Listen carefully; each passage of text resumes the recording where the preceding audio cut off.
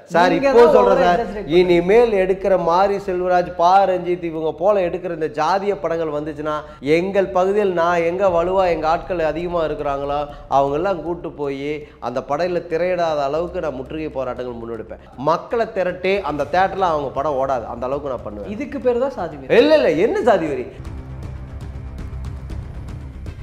இன்னைக்கு சதா நாடார்னு ஒருத்தரை நம்ம அந்த அளவுக்கு திட்டினோமே, எதுக்கு திட்டினோம்? பரவாயில்ல, ஒரு நல்ல ஒரு கதை பண்ணி படம் பண்ணிட்டார், நல்லா இருக்கு அப்படின்னு சொல்லுவாங்க. அந்த அளவுக்கு என்னோட கதை இருக்கும். இவங்களுக்குலாம் செருப்புல அடிக்கிற மாதிரி கதை இருக்கும்.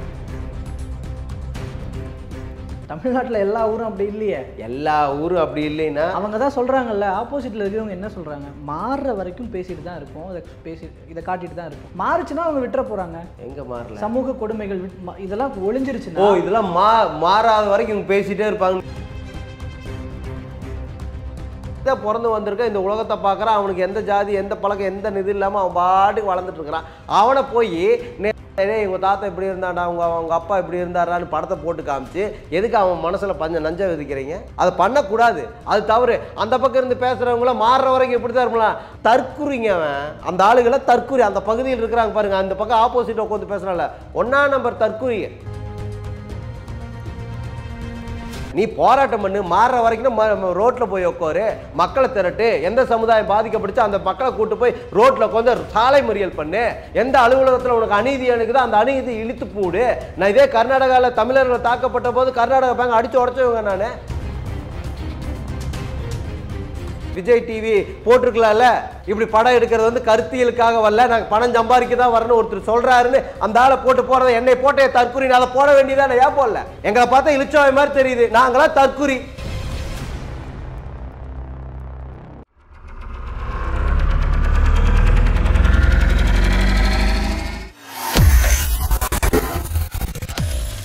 வேலை வேண்டுமா?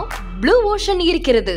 10th 12th டிப்ளமோ டிகிரி படித்தவர்களுக்கு உணவு, தங்குமிடம், இஎஸ்ஐ, PF இன்சூரன்ஸ் உள்ளிட்ட சலுகைகளுடன் அனுபவத்திற்கேற்ற நல்ல சம்பளம் 15,000 முதல் 30,000 வரை. பெண்களுக்கு முன்னுரிமை. 2,000க்கும் மேற்பட்ட வேலை வாய்ப்புகள் உள்ளன. இப்போதே தொடர்பு கொள்ளுங்கள். Blue ocean.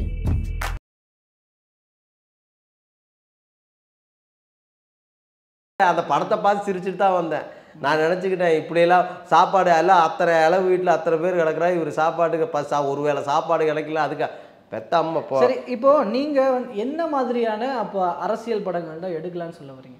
நான் என்ன சொல்கிறேன்னா, நீ உயர்ந்துட்டேன்னு எடு, மாற்று சமுதாயத்தை கீழே தள்ள. அது ஒரு எப்படி சொல்கிறது, அது அசிங்கமாக இருக்குது.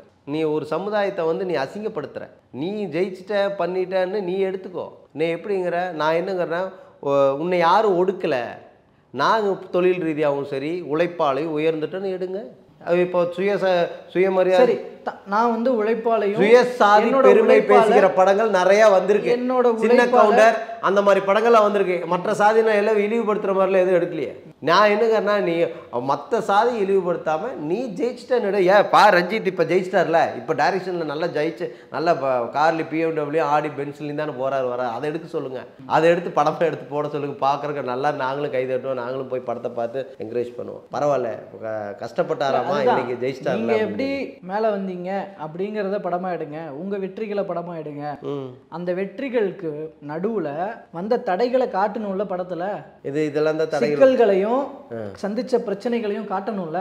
அந்த பிரச்சனைகளை தான் நீங்க ஏத்துக்க மாட்டேங்கிறீங்க. அதை கொண்டு காட்டினாதான் நீங்க ஏத்துக்க மாட்டேங்கிறீங்க. ஒரு சொஃபஸ்டிகேட்டடாவே அவர் இருந்தாங்கன்னு நீங்க காட்டுனா படத்தை ஏத்துக்குவீங்க. நான் என்னங்கன்னா, அவங்க சந்திச்ச தடைகள்லாம் காட்டி தானே அவங்களோட வெற்றியை படமாக்க முடியும்.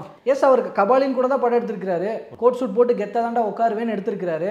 அதுக்கு அதே படத்துல அதுக்கு முன்னாடி அவங்க சந்திச்ச பிரச்சனைகளை காட்டுறாருல. ஆனா நீங்க அதை ஏத்துக்க மாட்டீங்க. கோட் சூட் போட்டு உட்கார்ந்தா அதை ஏத்துக்க வேண்டீங்க. இது எந்த வகையில நியாயம்? அது தப்பே இல்லைங்க. நான் என்னங்கிறேன்னா, அதைத்தான் சொல்றேன். நான் ஒரு சில இடங்கள்ல இந்த காலகட்டங்கள்ல வன்முறைகள் இந்த மாதிரி படங்கள் எடுத்து ஊக்குவிக்கிற மாதிரி இருக்கு. எப்படி சொல்றதுன்னா, மூளைச்சலவை செய்வாங்கல்ல, தீவிரவாதம் பண்ணுறதுக்கு மூளைச்சலவை செய்வாங்க தெரியுமா, அந்த மாதிரி இருக்குது இவங்க எடுக்கிற படங்கள்லாம்.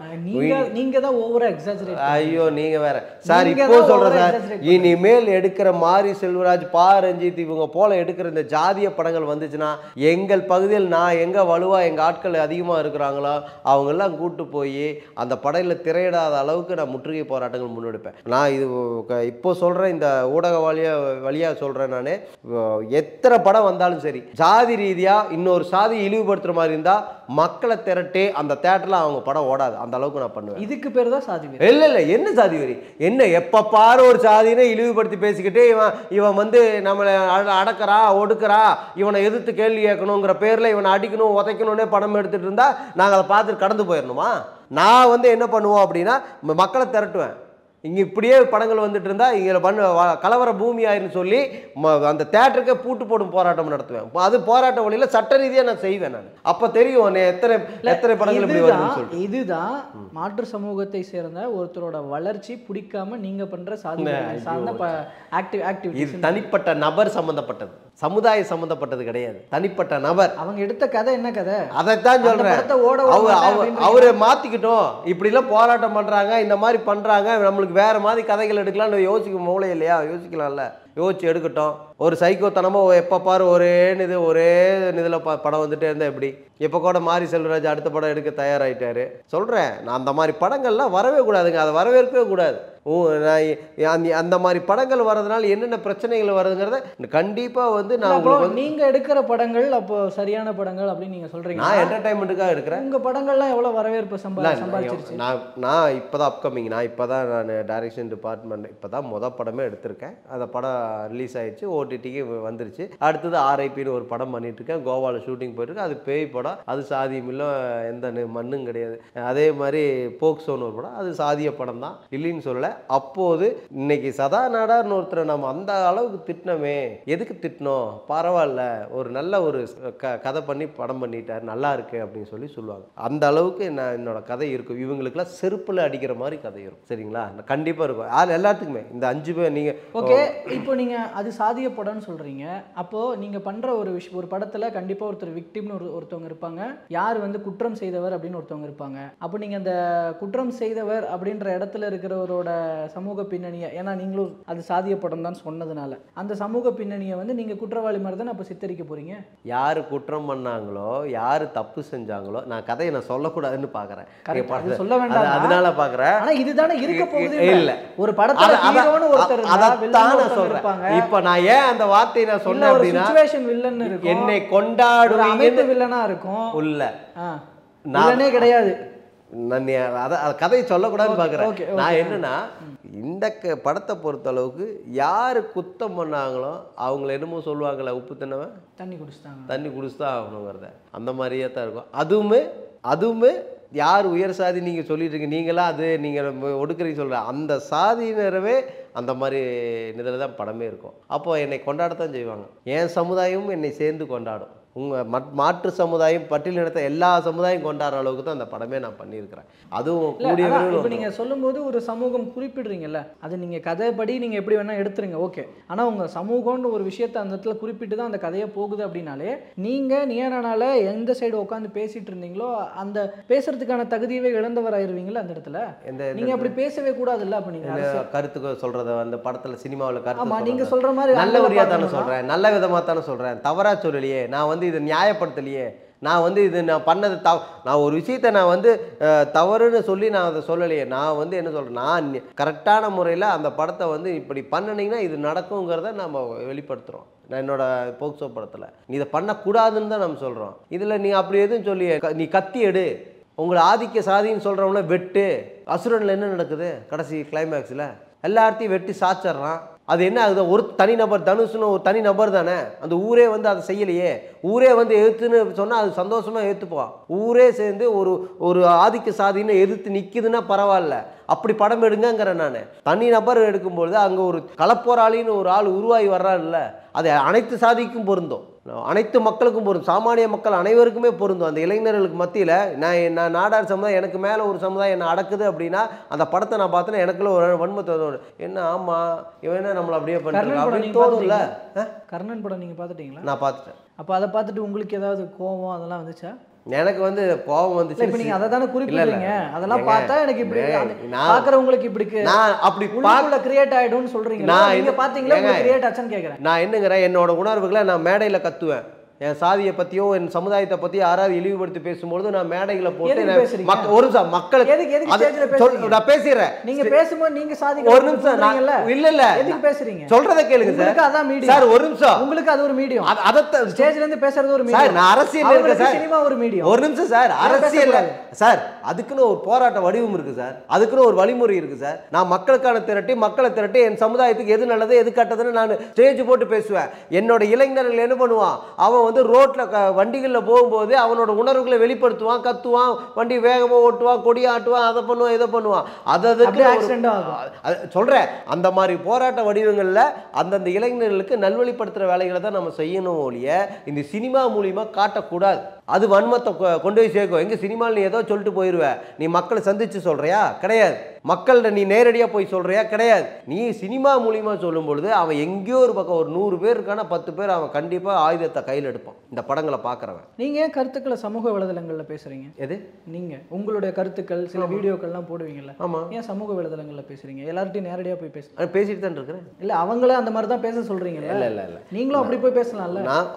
நான் என்ன கேட்க, அப்போ அது ஒரு மீடியம் இல்லை. இல்லை இல்லை நான் ஒரு நிமிஷம், நான் ஒரு மீடியம் இல்லை சார், அது ஒரு மீடியம். அதுதான் நான் நீங்கள் நினைக்கிற மாதிரி தான் அவங்க இருக்கணும் சொல்றதுக்கு பேர் தான் வந்து சமூக வலைத்தளங்கள்ல நாமங்கள் பதிவு வர்றது எல்லா பதிவுகளும் கருத்துக்களும் சரி எல்லாமே நல்லது நடக்கணும், நம்ம இளைஞர்களுக்கு நல்வழிப்படுத்தணுங்கிற ஒரே நோக்கத்தோட தான் போறோம். நான் வந்து தென் மாவட்டங்கள்ல அரசியல் ரீதியாகவும் சரி தொழில் ரீதியாக இருந்தாலும் சரி வணிகத்திலையும் சரி நல்ல உயர்ந்த இடத்துல நாடார் சமுதாயம் இருக்கு. ஆனால் கொங்கு மண்டலம் வேற, அதே உல்ட்டா. அதுக்கு கொங்கு மண்டலம் பார்த்தீங்கன்னா அரசியல் அங்கீகாரம் கிடைக்காத இடம், ஆனால் நாடார்கள் அதிகப்படியாக வாழ்கிற இடம். ஆனால் எங்களுக்கு அங்கீகாரம் கிடைக்கல. ஒன்று சாதி வாரிய கணக்கெடுப்பு நடத்தினா மட்டும்தான் எங்களுக்கு அரசியல் அங்கீகாரம் கிடைக்கும்.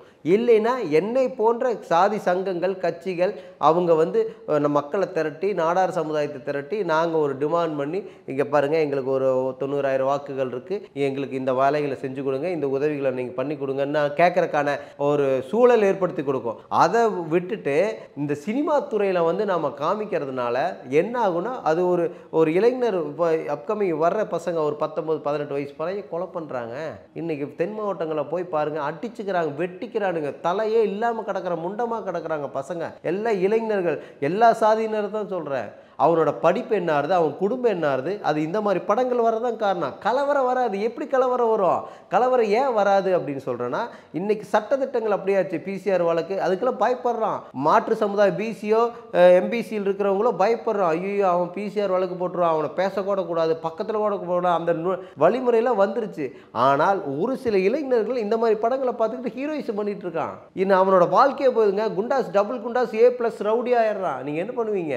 நிறைய விஷயங்கள் இது மாதிரி நடந்துட்டு இருக்கு. அனைத்து சாதியினரும் சொல்றேன், ஒரு சந்தேகம் சொல்ல, ஏன்னா எல்லாரும் தான் வேணும், எல்லாருமே நல்லா இருக்கணும் தான் நாங்கள் நினைக்கிறோம். சினிமாவில் இந்த மாதிரி படங்கள்லாம் வரவே கூடாது.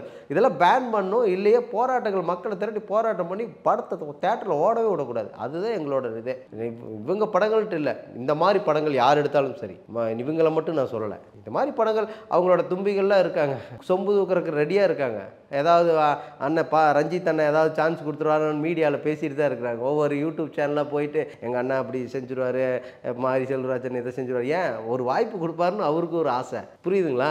அதுக்கு நான் போய் நிற்கணுங்கிற அவசியம் கிடையாது. இல்லை வாய்ப்புக்காக தான் அதெல்லாம் நானே ப்ரொடியூசர், நானே டைரக்டர், நான் இதுக்கு நான் போய் நிற்கணும்? அது தேவையே இல்லை. என்னோட கொள்கையிலிருந்து நான் மாற முடியாது. என்னோட ஸ்டாண்ட் இதுதான். நான் சாதி அடையாளம் வேண்டும், அதுக்குன்னு ஒரு அளவு இருக்குது. அது சாதி வரியாக மாறக்கூடாது.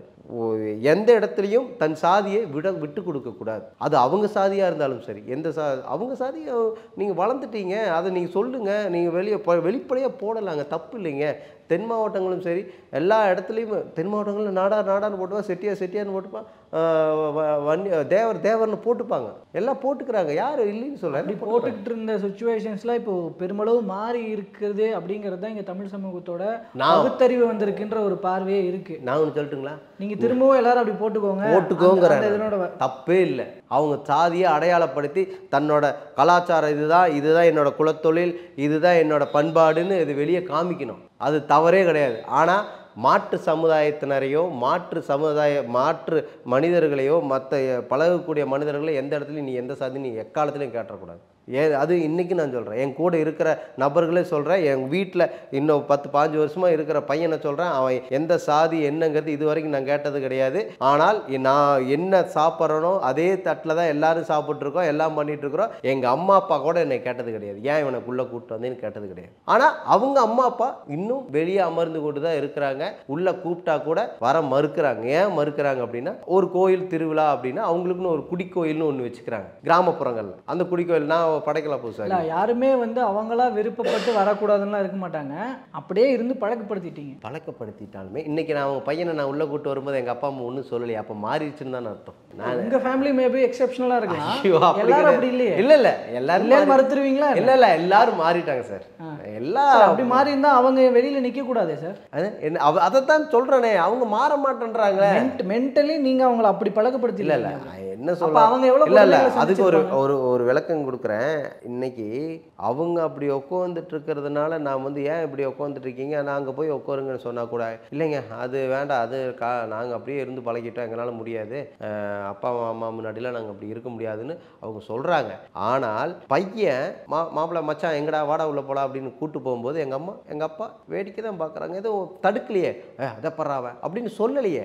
அதே மாதிரி இன்னைக்கு அதிகப்படியாக கவர்மெண்ட் ஜாப்ல ஹையர் போஸ்ட்ல இருக்கிறவங்க அனைவரும் நீங்க சொல்ற பட்டியலின சமுதாயத்தை சார்ந்தவங்க தான். ஆர்ஐ, மணியாரரு, பஞ்சாயத்து தலைவர்கள், பெரிய பெரிய பொறுப்புகளில் அலுவலகர்களில் அவங்க தான் இருக்காங்க. அவங்ககிட்ட போய் நான் போய் பேசும்போது நான் என்ன தம்பி அதை போட்டு கொடுறாங்க கேட்க, அதெல்லாம் இல்லை சார், சொல்லுங்க சார், அதை பண்ணி கொடுங்க சார், இது செஞ்சு கொடுங்க சார் தான் சொல்கிறோம். சரிங்க, தெரிஞ்ச பையனாக இருந்தால் அவங்களுக்கு கிடைச்ச இல்லை அதுதான் சொல்ல, தெரிஞ்ச பையனாக இருந்தால் தம்பி இதை பண்ணி கொடுக்குறாடா, இல்லை நான் பார்க்குறேன்னா அப்படின்பா, நான் உட்காருனாம்பா, இல்லைடா நீ உட்கார்றா.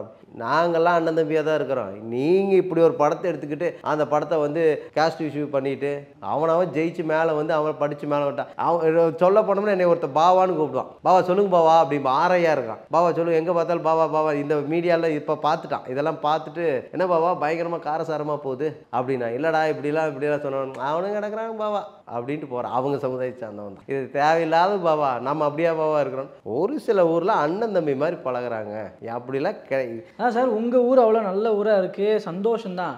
தமிழ்நாட்டில் எல்லா ஊரும் அப்படி இல்லையே. எல்லா ஊரும் அப்படி இல்லைன்னா அவங்க தான் சொல்கிறாங்கல்ல, ஆப்போசிட்டில் இருக்கிறவங்க என்ன சொல்கிறாங்க, மாறுற வரைக்கும் பேசிட்டு தான் இருப்போம், இதை காட்டிட்டு தான் இருப்போம். மாறுச்சுன்னா அவங்க விட்டுற போகிறாங்க. எங்கே மாறல? சமூக கொடுமைகள் இதெல்லாம் ஒளிஞ்சிருச்சுன்னா இதெல்லாம் மாறாத வரைக்கும் பேசிட்டே இருப்பாங்க. நீங்கள் சொல்கிறீங்க, அதை அவங்க சொன்னது வரணும்ல. ஏங்க அவங்களுக்கு புரிதலே கிடையாது, தற்குறி.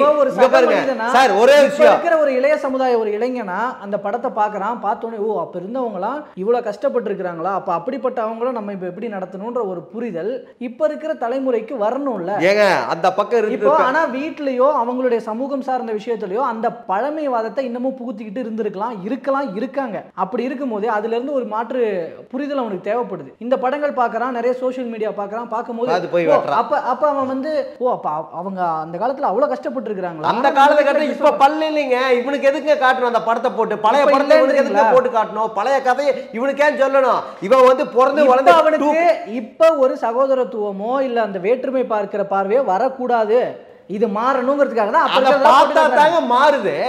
எங்க அப்பா அம்மா அப்படி இருந்தாங்களா, ஐயோ இப்படி இருந்தாங்களா, எங்க தாத்தா இப்படி கை கட்டிட்டு இருந்தாங்க, எங்க கட்டினானா அப்படின்னு படம் எடுத்துட்டு எதுக்கு அந்த பழசு இவனுக்கு ஒரு இவன் புதுசா இன்னைக்கு தான் பிறந்து வந்திருக்க, இந்த உலகத்தை பாக்குறான், அவனுக்கு எந்த ஜாதி எந்த பழக்கம் எந்த இது இல்லாம அவன் பாட்டுக்கு வளர்ந்துட்டு இருக்கிறான்.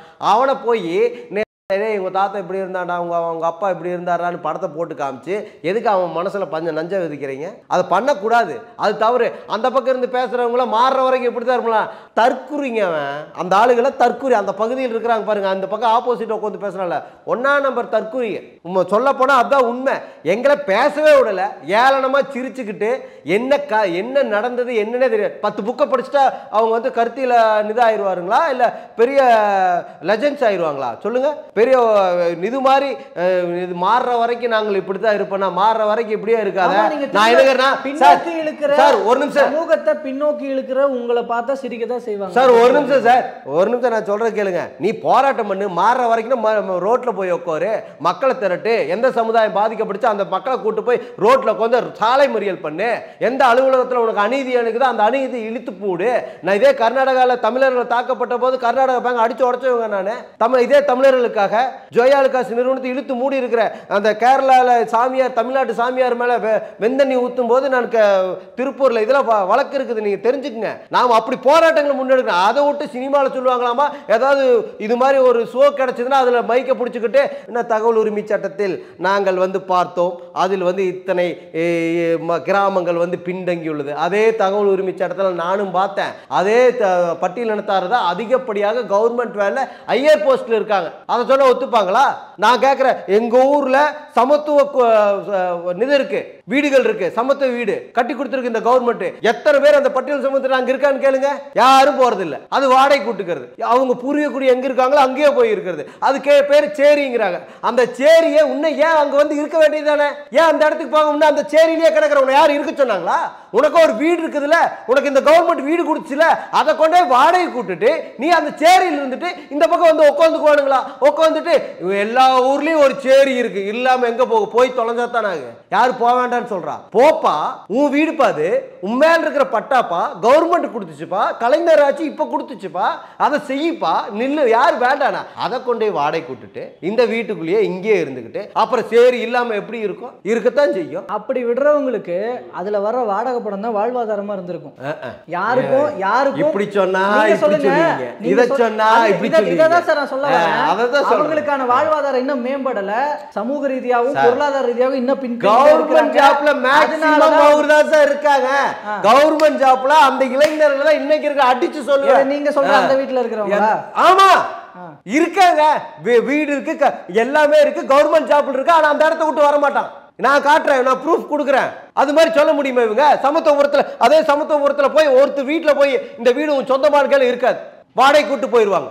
அது எந்த விதத்தில் நாயா? அப்புறம் சேரி இல்லாம என்ன பண்ணும்? சேரி இருக்கத்தான் செய்யும். அதுக்கு வந்து இவங்க பேசுவாங்களா? மாறுற வரைக்கும் நாங்க வந்து பேசிட்டே இருறா. நீ ஒரு மைக்கை பிடிச்சிக்கிட்டு முன்னாடி தலையாட்டிக்கு நாங்களும் கோமாளி மாதிரி இப்படியோ உட்காந்துட்டு நாங்க ஏதாவது சொன்னா அதை பேசவே விடுறது இல்லை, ஒன் சைடா பேசிட்டு போயிடுறது. அங்க ஒருத்தன் சொல்றாரு, நாங்க சினிமா எடுக்க வர்றதே வந்து பாத்தீங்கன்னா பணம் சம்பாதிக்கத்தான் வர்றாங்கன்னு. சொல்ல வேண்டியது ஒரு மீம்ஸ் போடு. இதே விஜய் டிவி போட்டிருக்கலாம்ல, இப்படி படம் எடுக்கிறது வந்து கருத்தியலுக்காக வரல, நாங்க பணம் சம்பாதிக்க தான் வரணும் ஒருத்தர் சொல்றாருன்னு அந்த ஆளை போட்டு போறதை என்னை போட்டே தற்குறி. அதை போட வேண்டியதானே? ஏன் போடல? எங்களை பார்த்தா இழிச்சவாய் மாதிரி தெரியுது. நாங்களாம் தற்குறி. 100க்கும் மேற்பட்ட போராட்டங்களை பண்ணி மக்களுக்காக கணிதல் இருந்து வரலாறு இருக்குது. நீங்க என்னோட யூடியூப் சேனல்ல பாருங்க, பத்திரிகை செய்தி இருக்குது. பனைவாரி அமைக்க சொல்லி, பனை கல் இறக்க அனுமதி வழங்கணும்னு சொல்லி எத்தனையோ போராட்டங்களை முன்னெடுத்து நான் ஜெயிலுக்கு போயிட்டு வந்தவன். நான் சும்மா நான் வரலாறு சும்மா சொல்லல. ஆவுனா இங்க மாறுற வரைக்கும் நாங்க மாற மாட்டோம். நாங்க வந்து எப்படியாவது இந்த சமுதாயத்தை ஆதிக்க சாதியை நாங்க ஒடுக்கி விடுவோம்னு சினிமாவில் காமிச்சா போது, இல்ல நீ மைக்க பிடிச்சு பாருஞ்சு கத்தனா போதுமா? இவரு பென்ஸ்லயும் பிஎம்டியும் வந்துருவாரு, எல்லாத்தையும் பல கோடி சம்பாதிப்பாரு. எல்லாம் அந்த மக்களுக்கு நீ ஏதாவது பண்ணணும், நலத்தட்டு உதவிகள் பண்ணு, அவங்களுக்கான ஒரு ட்ரஸ்ட் ஆரம்பியி, அவங்களுக்கான ஒரு சேரியை தத்தெடு. யார் வேண்டானா ஒரு 4-5 சேரி தத்தெடுத்து அதை நல்ல முறையில் ரெடி பண்ணு. யார் இந்த கவர்மெண்ட் வேண்டான்னு சொல்லுதா? பண்ணுவாங்கல்ல, ஒத்துழைப்பு கொடுப்பாங்கல்ல. அதெல்லாம் விட்டுட்டு நீ படத்துல காட்டு நீ பாட்டுக்கு போயிருவ, அவன் வெட்டிட்டு சாகணும், அவன் குடும்பம் நடுத்தெருவுக்கு வரணும். இதுதான் உங்களோட ஆசையா சினிமால? அதெல்லாம் விட்டுருங்க. விட்டுட்டு வா, களத்துக்கு வா, போராட்டங்களை முன்னாடி அண்ணன் தொல் திருமாவளவன் 30 ஆண்டு காலம் இன்னும் கல்யாணம் பண்ணாம இன்னும் களத்தில் நிற்கிறாருல, அவர் கூட கைகோர்த்து நில்லு, அவரோட நின்று செல்ஃபி எடுக்க தெரியுதுல. ஏன் களத்துக்கு வந்து நிற்க வேண்டியது? சினிமாவில் தான் உங்களோட நிதை காட்டுவீங்களா? களத்துக்கு வா. அவர் ஆதிவான் இருக்காரு, திருவள்ளுவர் இருக்காரு, அந்த மாதிரி அந்த ஒடுக்கப்பட்ட சமுதாயத்துக்கு எண்ணற்ற தலைவர்கள் இருக்காங்க. அவங்களோட கைகோர்த்து நின்று, அப்படியே முடியாது வேல்முருகனை கூட கைகோர்த்து நின்று, அவர் ஏழை எளிய மக்கள் தமிழினத்துக்காக போராடக்கூடியவர், அவர் கூட நின்று போராடு. அதெல்லாம் விட்டுட்டு சினிமாவில் தான் நான் காட்டுவேன் அப்படின்னா போக வேண்டியதான். உனிலாம் மக்களுக்கு அணிதிரட்டி எத்தனை தேட்டர்கள் கொங்கு மண்டலத்தில் திரையிடப்படுகிறதோ வலுவாக மக்களை சேர்த்தி அதை பூட்டு போட்டு திரையிடலாம் பண்ணுறதா என்னோட வேலை. இந்த சதா நாடாரோட வேலை, இந்த நாடாரோட வேலை அதுதான். அது நான் பகிரங்கமாக நான் சொல்லிக்கிறேன். நான் பல கோடி சம்பாதிக்கிற 5 பெரு நிறுவனங்களோட மும்பையில் டைப் வச்சிருக்கிறதா பாரஞ்சித் லிஸ்ட் கொடுக்குவா. அடுத்த மீட்டிங் நான் சொல்றேன். அவங்கள எந்த சமுதாயம்? உங்க சமுதாயமா? நான் கேட்கிறேன். பெரிய நிறுவனங்களோட அப்படிப்பட்ட பல கோடி சம்பாதிச்சுக்கிட்டு மக்களை ட்ரஸ்ட் ஆரம்பிப்பா. அந்த தாழ்த்தப்பட்ட சமுதாயத்தில் ஒரு 3 குழந்தை இருக்குது. அந்த ஒரு 3 குழந்தை, ஒரு குழந்தை தத்தெடுத்துக்க, ஒரு 10 சேரியை தத்தெடு, அதை கொஞ்சம் மேம்படுத்தி நான் கொண்டு வர்றேன், நான் கை தட்டுறேன், நான் உனக்கு சால்வு போடுறேங்கிறேன். நீ அதெல்லாம் விட்டுருவ. சினிமாவில் நீ சம்பாதிக்கிறக்கோசரம் அந்த மக்களை தூண்டி விடுவேன். அதை வேடிக்கை பார்க்கணும். ஓகே, ஸோ இப்போ நியாரணா ப்ரோக்ராமில் நீங்கள் பேசின ஒரு விஷயம் ட்ரோல் கண்டென்ட் ஆச்சு. ஸோ அதை மையப்படுத்தி பேசினதில் இப்போ பல கருத்துக்கள் வச்சுருக்கிறீங்க. இதில் எவ்வளோ ட்ரோல் கண்டென்ட் ஆகும்னு தெரியல. பொறுத்திருந்து பார்க்கலாம். பல்வேறு கருத்துக்களை பகிர்ந்துக்கிட்டீங்க. ரொம்ப நன்றி.